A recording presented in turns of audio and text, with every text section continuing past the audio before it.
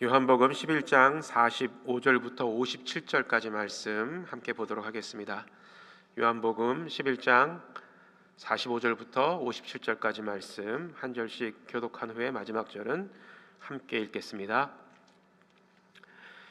마리아에게 와서 예수께서 하신 일을 본 많은 유대인이 그를 믿었으나 그 중에 어떤 자는 바리새인들에게 가서 예수께서 하신 일을 알리니라.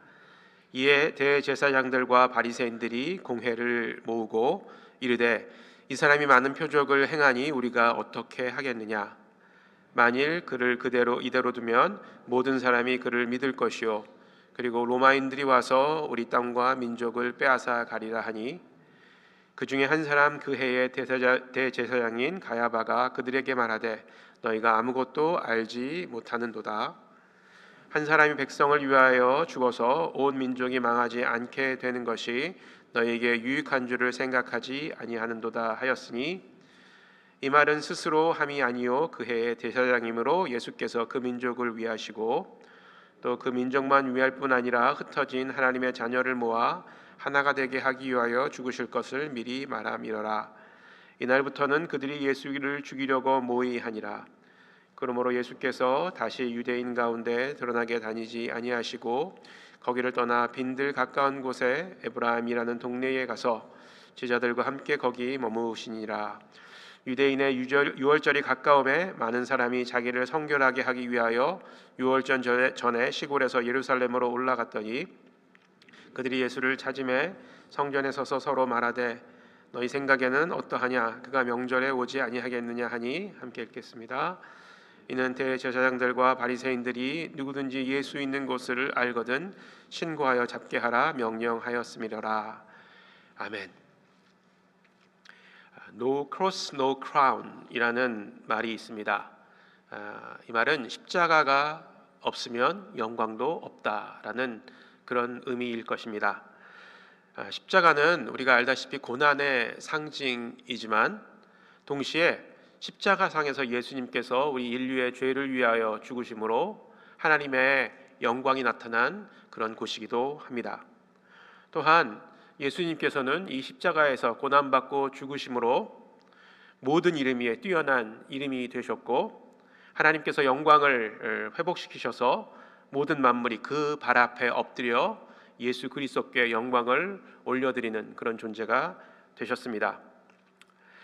그러나 우리 그리스도인들이 생각하기에 이 고난과 영광의 관계, 이 고난 후에 영광이 있다는 이 진리를 성경이 말하는 것과는 좀 다르게 생각하고 있는 듯합니다. 이 말은 no cross no crown이라는 이 말은 그리스도인들이 어떤 자세로 어떤 마음가짐으로 이 세상을 살아가야 되는가를 정확하게 이야기해주고 있는 말이기도 합니다. 우리는 이 세상에서 살아가면서 그리스도인으로서 누리는 권리, 이 권리를 pain free life 정도로 생각하는 경향이 없지 않아 있습니다. 그렇지만 그리스도인이라고 해서 고난 없는 세상에서 살 수 있는 그런 특권을 하나님께 받은 것은 결코 아닙니다. 오히려 예수 그리스도를 따름으로 더 많은 어려움과 고난이 우리에게 닥쳐올 때가 있다라는 것입니다. 어느 누구도 어느 한 사람의 그리스도인들도 고난으로부터 자유로울 수 없다라는 것입니다. 성도 여러분들은 이 고난에 대한 막연한 두려움을 혹시 가지고 계십니까? 이 고난의 두려움으로 인해서 예수를 따르는 삶과 세상을 따르는 삶의 갈림길에서 아직도 번민하고 고민하고 계시지는 않습니까? 이 질문을 오늘 우리 스스로에게 던져보면서 오늘의 말씀을 깊이 묵상해 보기를 권면드립니다. 오늘 본문에는 유대 종교 지도자들이 위기의식을 느끼는 그런 사건이 일어난 직후에 일어나는 일들을 기술하고 있습니다. 유대 종교 지도자들이 위기의식을 느낀 것은 바로 예수님께서 죽은 나사로를 살리신 그 장면입니다. 예수님께서는 이 표적을 통해서 예수님께서 하나님이란 사실을 분명하게 각인시켜 주셨습니다. 이 광경을 목격한 사람들의 반응, 이 반응은 이 두 가지로 나타나는 것을 오늘 본문을 통해서 볼 수가 있는데, 첫 번째는 예수님을 믿는 사람이 많아졌다라는 것입니다. 예수님께서 행하신 그 표적을 보고 예수님을 믿고 따르는 사람들이 많아졌고, 반면에 이 예수님께서 행하신 표적을 바리새인들에게 리포트하는 사람도 있다라고 오늘 본문에 기록되어져 있습니다. 이 소식을 들은 대제사장들과 바리새인들은 곧바로 예수님의 표적에 관한 대책을 수기하기 위해서 공회를 소집합니다. 이들은 바로 그 공회를 소집하여서 예수님께서 이 행하신 표적을 어떻게 다룰까, 이것에 대해서 논의를 하지요. 산헤드린 공회는 유대의 최고의 통치 기관이었고 또 재판소였습니다. 요즘 한창 이제 우리가 관심을 가지는 그 헌법재판소, 우리나라로 치면 이런 기관이 아니었었는가, 이렇게 한번 추측해 봅니다. 그리고 이 산헤드린 공회의 결정에 의해서 예수님도 결국은 십자가에 달리시게 되지요. 산헤드린의 공회는 최고의 결정 기관이었기 때문에 이것에 이들이 가지고 있는 권력에 대항할 수 있는 그런 사람들은 없었습니다. 이들이 이 공회에 모여서 논의한 그 내용은 48절 말씀에 잘 나와져 있는데, 48절 말씀을 보면, 만일 예수 그리스도시죠, 그를 이대로 두면 모든 사람이 그를 믿을 것이요, 그리고 로마인들이 와서 우리 땅과 민족을 빼앗아 가리라 하니, 그들이 걱정했던 것, 대제사장들과 바리새인들이 걱정했던 것은 바로 이것이었습니다. 사람들이 예수를 믿고 따름으로 말미암아 그 유대 사회가 혼란해질 것, 그리고 그 혼란해짐으로 인해서 로마인들이 군대를 파견해서 유대의 땅을 정복하고 대제사장과 바리새인들이 가지고 있던 그런 권력과 기득권들을 빼앗을 것이다 라는 것에 대한 두려움이었습니다. 그래서 이들은 이것을 막기 위해서 무엇을 할까, 산헤드린 공회에 모여서 고민을 했습니다. 그리고 내린 결론이 있었죠. 그것은 바로 예수를 잡아서 죽이자라는 그런 결론에 도달하게 됩니다. 당시 대제사장이었던 가야바의 말은 바로 유대 종교 지도자들의 속내를 그대로 드러낸 것이었습니다. 50절 말씀입니다.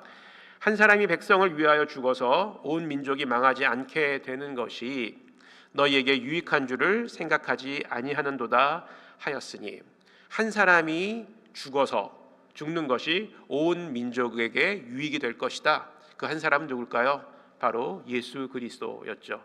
이 예수 그리스도를 죽임으로 말미암아 온 민족이 안전하게 될 것이다 라는 그런 생각을 가지고 있었던 것입니다.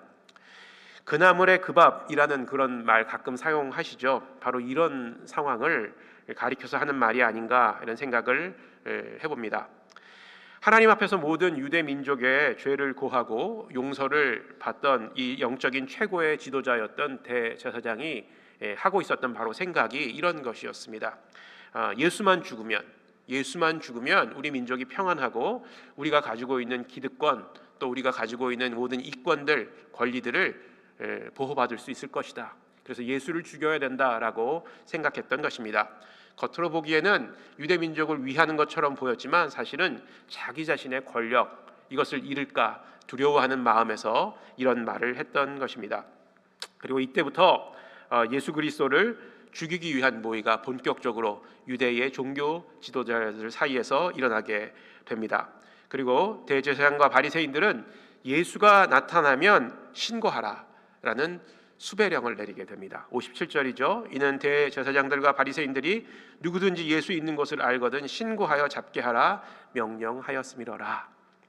자, 이런 상황에서 예수님을 계속해서 만나고 따라다닌다는 것, 이것은 아까 말씀드린 것처럼 산헤드린 공회의 권위에 정면으로 도전하는 것이었습니다.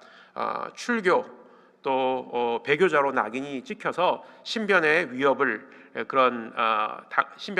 당할 수 있는 위험한 일이었고, 또 그것으로 예수님을 만나는 것을 계속 만나는 것을 발견되면 어쩌면 예수님과 함께 체포될 수 있는 그런 상황이었습니다. 예수님께서도 이 상황을 인지하셨기 때문에 본문에 보면 유대인을 떠나 빈들 가까운 곳 에브라임 근처에서 제자들을 만나셨다. 유대인들을 피해서 제자들을 만나셨다라고 이렇게 이야기를 하고 있습니다. 이런 상황 가운데서 많은 사람들이 아마도 예수님을 만나는 것, 또 예수님을 따르는 것을 꺼려 했을 것입니다.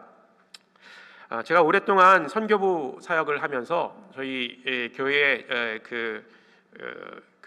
집중하는 선교 지역이 바로 다친 지역입니다. 이슬람권과 중국 공산주의가 다스리고 있는 그런 땅이죠. 그 땅을 우리가 오랫동안 이제 도우면서 그곳에서 사역하시는 선교사님들을 위해서 기도하고 그렇게 섬겼는데, 한 가지 제가 이 다친 지역 선교를 하면서 깨닫게 된 것은, 이 정부가 아무리 교회를 폐쇄하고 또 모이는 사람들을 잡아서 옥에 가둔다 하더라도 사람들이 예수 믿는 것을 중단시킬 수 없다라는 그런 사실입니다. 그렇게 할 수도 없고, 또 그렇게 한다 하더라도 사람들이 예수 믿는 것을, 예수를 따르는 것을 포기하지 않는다라는 것입니다. 왜냐하면 이 믿음은 고난 가운데서 더 강해지는 것이고, 또 교회는 흩어지면 들풀처럼 흩어져서 다시금 생명력을 키운다라는 것입니다. 바로 교회 안에 예수 그리스도를 믿는 성도들 안에 예수 그리스도의 생명력이 있기 때문이고, 그 생명은 죽지 않는 것이기 때문입니다. 교회사적으로 보더라도 카타콤에 모였던 초대교회 성도들, 이 초대교회 성도들은 로마의 박해와 압제 속에서도 믿음을 지켰고, 또 예수를 따르는 것을 중단하지 않았습니다. 고난 가운데서도 믿음을 지켰기 때문에 2000년이 지난 지금도 이 교회는 우리들 가운데 존재하고 있고, 여전히 예수를 따르는 사람들, 제자들이 모인 공동체로 존재하고 있습니다. 그들이, 또 예수님을 따르는 많은 사람들이 그러한 어려움 가운데서도, 그런 핍박과 박해 속에서도 예수님을 따르는 것, 예수님을 믿는 것을 중단하지 않았던 것은 그 고난을 두려워했기 때문이 아니라 예수 그리스도를 향한 그들의 사랑이 두려움보다 더 강했기 때문입니다. 이것이 바로 그리스도를 믿는 그리스도인들이 가져야 될 마음가짐과 삶의 태도가 아닌가, 이렇게 생각을 해봅니다. 6월절을 맞아 예루살렘에 모인 사람들은 이러한 상황 아래서 과연 예수님이 6월절을 지키기 위해 예루살렘에 올 수 있을지, 그것에 대한 관심이 모아집니다. 56절에 보게 되면 그들이 예수를 찾으며 성전에 서서 서로 말하되 너희 생각에는 어떠하냐, 그가 명절에 오지 아니하겠느냐 하니. 아마도 많은 사람들이 이러한 상황에서 예수님께서 어떻게 나타날 수 있겠는가, 나타나기만 하면 붙잡힐 것이고, 또 예수님을 따르는 모든 제자들도 함께 잡혀서 고난을 받을 터인데, 과연 예수님이 그런 모험을 할 수 있겠는가 라는 의문을 가졌던 것입니다. 그러나 다음 장 12장에 보게 되면 예수님께서 담대하게 예루살렘에 나타나십니다. 어린 나귀를 타고 왕으로서 입성하신 것이었습니다. 요한복음 12장 15절 말씀을 제가 미리 읽어드리면, 이는 기록된 바 시온 따라 두려워하지 말라, 보라 너의 왕이 나귀 새끼를 타고 오신다 함과 같더라. 너희 왕이 나귀 새끼를 타고 오신다 함과 같더라. 그리고 예루살렘에 입성하는 예수님을 본 백성들은 종려나무 가지를 가지고 예수님을 맞으러 나가면서 이렇게 외칩니다. 호산나, 찬송하리로다. 주의 이름으로 오시는 곧 이스라엘의 왕이시여. 이 장면은 이 세상의 어떤 권력도 예수님을 막을 수 없음을 보여주며, 예수님이 왕이라는 사실을 공표하는 그런 장면입니다. 그리고 세상의 어떠한 사람들도 예수님을 따르는 그리스도인들, 제자들을 막을 수 없다라는 사실을 말해주고 있는 것입니다. 예수님은 자신이 하나님이시고 이 세상을 통치하시는 왕이심을 다양한 표적을 통해서 보이셨습니다. 그러나 자신들의 권력을 유지하는 것에 급급했던 이 유대의 종교 지도자들, 대제사장들과 바리새인들은 예수 그리스도를 핍박했고, 또 결국은 예수 그리스도를 십자가에 못 박혀 돌아가시게 하였습니다. 그러나 예수님은 이러한 고난 가운데서 특별히 십자가상의 처절한 고난을 통해서 인류의 구원을 완성하셨고 또 부활하셨고 영광스러운 모습으로 하나님 우편에 앉아 계셔서 지금도 우리를 위해 중보하고 계십니다. 그리고 예수 그리스도는 영광 가운데 심판주로 다시 오실 것입니다. 아멘. 말씀을 정리하면 성경에 기록되어 있는 많은 믿음의 조상들은 예수님을 따르기 위해 그 모진 고난을 감내하는 삶을 살았으며 그 삶을 통해서 오늘을 사는 우리들에게도 모든 그리스도인들에게도 예수 그리스도의 고난에 동참할 것을 도전하고 있습니다. 그 이유는 영광은 고난을 통해서만 얻을 수 있는 것이기 때문입니다. 그러나 우리는 이 영광을 고난 없이 받을 수 있지 않을까라는 착각을 하면서 살아가고 있는지도 모르겠습니다. 로마서 8장 18절에서 바울은 이렇게 이야기했습니다. 생각하건대 현재의 고난은 장차 우리에게 나타날 영광과 좋게 비교할 수 없도다. 아멘. 성도 여러분, 우리는 이 세상 가운데서 그리스도를 따르는 삶을 오늘도 살아갈 것이고 이 세상 끝날까지 살아가게 될 것입니다. 그 예수가 당한 고난, 이 고난이 우리의 고난이 되지 않는 이상 우리는 예수님을 온전하게 또 끝까지 따를 수 없을 것입니다. 어쩌면 오늘 우리가 이 말씀을 듣고 나가서 세상 가운데서 살아가면서 첫 시간부터 고난을 당할 수도 있을 것입니다. 물론 그것이 우리의 잘못으로 인해서 당하는 고난일 수도 있겠지만 예수님 때문에, 예수를 믿는 그 믿음 때문에 당하는 고통이라면 기뻐하십시오. 또 감사하십시오. 그리고 그 고난을 위해 우리의 삶을 드리고 헌신하는 오늘 하루가 되기를 주의 이름으로 축원하고 소망합니다. 함께 기도하겠습니다.